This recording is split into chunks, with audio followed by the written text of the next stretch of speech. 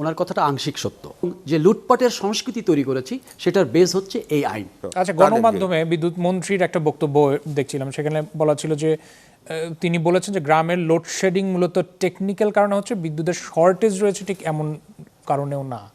Technical কারণটা অনেকটাই সত্য, কারণ তাদের যে ডিস্ট্রিবিউশন লাইন তৈরি করা হয়, তাদের যে রাইটিং অ্যারেস্ট, বিভিন্ন ধরনের যে যন্ত্রপাতিগুলি আসলে গুণগত মান না, মানসম্পন্ন, এগুলো তদারকি সঠিকভাবে করে না, ওখানকার যোগ্য লোক যে দরকার সেগুলি প্রদান হচ্ছে না, ব্যবস্থা মনিটরিং সঠিকভাবে হচ্ছে না, যার কারণে বিদ্যুৎ থাকলেও তারা ওইভাবে দিতে পারে না, যন্ত্রপাতি ত্রুটির কারণে, অবকাঠামো ত্রুটির কারণে। এটা অনেকাংশে সত্য।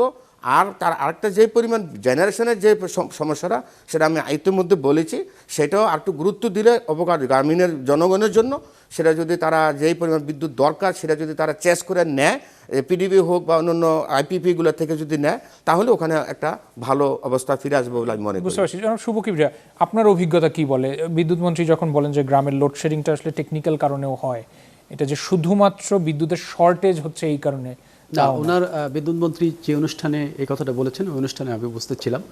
ওনার কথাটা আংশিক সত্য, পূর্ণ সত্য না।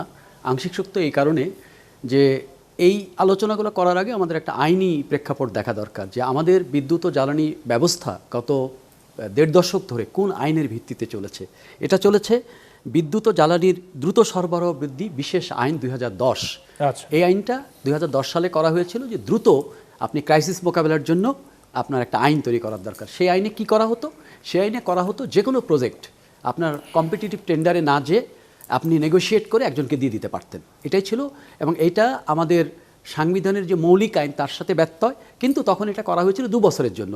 এটা বাড়তে বাড়তে ২৬ সাল পর্যন্ত আসে। এবং আমরা আজকে বিদ্যুৎ খাতে যে আমদানি নির্ভরতা এবং যে লুটপাটের সংস্কৃতি তৈরি করেছি, সেটার বেস হচ্ছে এই আইন। এবং এই আইনের পরিণতিটা কি হয়েছে এটাকে আমি আপনাকে বলি। তত্ত্বাবধায়ক সরকার এসে এই আইনটাকে স্থগিত করেছে। করে তারা একটা অধ্যাদেশ স্থগিত করে, এবং এই পার্লামেন্ট যখন শুরু হলো সেই অধ্যাদেশকে তারা আইনে পরিণত করেছে। মজার ব্যাপার, যেটা অধিকাংশ মানুষ জানে না, মানুষ তো এটুকু শুনেই সন্তুষ্ট যে আপনি ওই আইনটা রহিত করে তারা দুটো ক্লজ, ২-এর ক ২-এর খ যুক্ত করেছে। তাতে বলা আছে এ আইনের অধীনে যত অপকর্ম হয়েছে সেগুলো নিয়ে আর কোনো প্রশ্ন তোলা যাবে না। আচ্ছা, ঠিক আছে। তার মানে গত ১.৫ দশকে বিদ্যুৎ ও জ্বালানি খাতে, যেটা মাননীয় মন্ত্রী ওই অনুষ্ঠানে বারবার বলেছেন, উনি ৪টা প্রজেক্টের কথা বলেছেন, ৩১টা প্রজেক্ট সরকার বাতিল করেছে, মানে এলওআই সই হয়ে গেছিল তারপরেও বাতিল করেছে, কারণ দুর্নীতির অভিযোগে। তো এই যে এত বছর ধরে যে দুর্নীতি হলো এই সমস্ত পাওয়ার প্ল্যান্টের, এই যে পাওয়ার পারচেজ এগ্রিমেন্টগুলো নিয়ে এত প্রশ্ন, আদানির পাওয়ার পারচেজ, দেশের বিভিন্ন পাওয়ার পারচেজ এগ্রিমেন্ট নিয়ে যে কথা হলো, এগুলো নিয়ে আর কোনো কিছু হলো না। এগুলো নিয়ে আদালতে এই আইনটা চ্যালেঞ্জ হয়েছে। যাই হোক, আপনি যে প্রশ্নটা আমাকে করছিলেন, যে এই অবকাঠামোর মধ্য দিয়ে যখন আপনি একটা ব্যবস্থা তৈরি করেন, সেই ব্যবস্থাটা কতগুলো সুযোগ তৈরি করে। ধরেন আমি এটা পার্টির লোকের ব্যবসার জন্য তৈরি করেছিলাম, পাওয়ার প্ল্যান্ট হতেই থাকলো।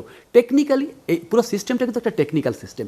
টেকনিক্যালি এটা ফিজিবল কি ফিজিবল না, কোন জায়গায় আপনার বিদ্যুৎ কেন্দ্র তৈরি করলে টেকনিক্যালি এটা লোড সেন্টারে হবে, কোন জায়গায় বিদ্যুৎ কেন্দ্র তৈরি করলে কম পয়সায় ট্রান্সমিশন লাইন তৈরি করে সেটা আপনি গ্রিডে দিতে পারবেন, এসব বিবেচনা কাজ করে না। যেখানে যার প্রয়োজন হয়েছে, যে যেখানে ব্যবসা চেয়েছে, যে যেখানে ব্যবসা নিতে পেরেছে, ব্যবসা দেওয়া হয়েছে। তারপরে এই কস্টলি একটা সিস্টেমের মধ্যে আমরা আসছি, একটা লুটপাটের মধ্যে আমরা আসছি। টেকনিক্যালি আমি বলি আপনাকে, তাদের তো পরিকল্পনা থাকা উচিত, সেই পরিকল্পনা যে কোনো পরিকল্পনা বেস তো হচ্ছে আইন। আইনটাই যখন আপনি করেছেন, তখন তো উনি যদি একটা প্রতিষ্ঠানের ম্যানেজার হয়, ওনার তো কিছু করার নাই, আইনে বলা আছে আপনি দিয়ে দিবেন নেগোশিয়েট করে। এটা আর যারা ফিল্ডে আছে তারা তো অপারেট করে, ডিসিশন তো হয় উপর থেকে। যেমন আমাদের মাস্টার প্ল্যান, যে কথাটা স্যার বললেন, মাস্টার প্ল্যান হয়েছে, আমাদের মাস্টার প্ল্যান করেছে জাইকা। ঠিক আছে, এখন আপনি চিন্তা করেন একটা স্বাধীন দেশের বিদ্যুৎ পরিকল্পনা যদি জাইকাকে দিয়ে করতে হয়। জাইকার মতো করেছে। জাইকা কি করেছে আপনি জানেন?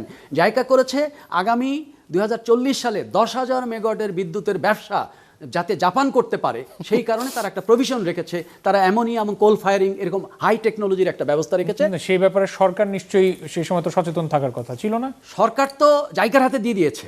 হ্যাঁ, সেটা কি যাচাই করা হয়? যাচাই কাকে দিয়ে আপনি করবেন? আপনি তো যাচাই করছেন, আপনি নিজে তো ওটার মধ্যে আপনার তো ওই সক্ষমতা আপনি তৈরি করেন নাই।